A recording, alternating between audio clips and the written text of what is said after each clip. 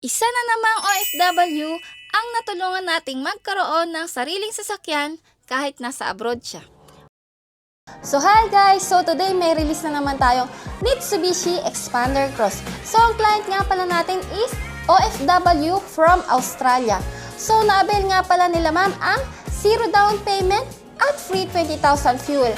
So kamustahin natin sila ma'am kung ano yung naging experience nila. Saan niyo po ako nakilala? Through TikTok. Kasi doon kami tumitingin ng mister ko sa TikTok. Nakita naman kita, saka yung the way ng pakipag-usap mo. Sabi ko, mukhang legit to, maganda naman eh. Maganda siya magpaliwanag. Buti po nagtiwala kayo sa akin ma'am kahit sa online nyo lang po ako nakilala. Dumaan ako sa mga reviews. Actually, sa reviews, kasi yun ang importante sa lahat eh.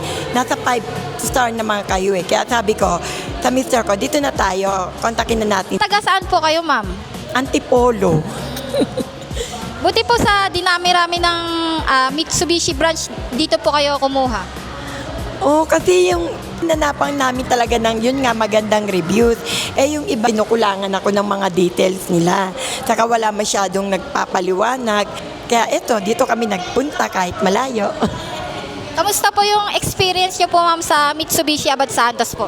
Dito, pagpasok mo pa lang, pagpunta namin, from the guard pa lang, talagang friendly na sila. In fairness, meron silang pa-food. Hindi ka magugutom. Only coffee sila. Kaya sa katulad kong coffee lover, dito kayo pumunta.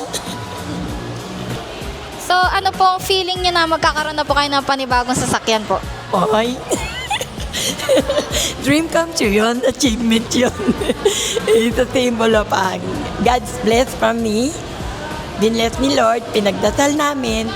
And sabi ko, kung talagang dito, binigyan niya ako ng taong pagkakatiwalaan, ng tamang location, yun, nakuha namin. Wala namang imposible basta magtiwala ka lang. So mare-recommend nyo po ba ako ma'am bilang sales agent nyo po?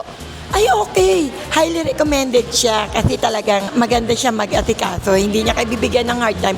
Everyday may details siyang ibibigay sa inyo. Sa mga question niyo, may mga sagot siyang ibibigay sa inyo.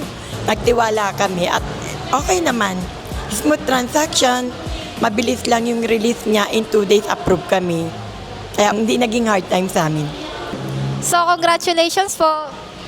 Thank you sa pag-asikaso mo sa amin.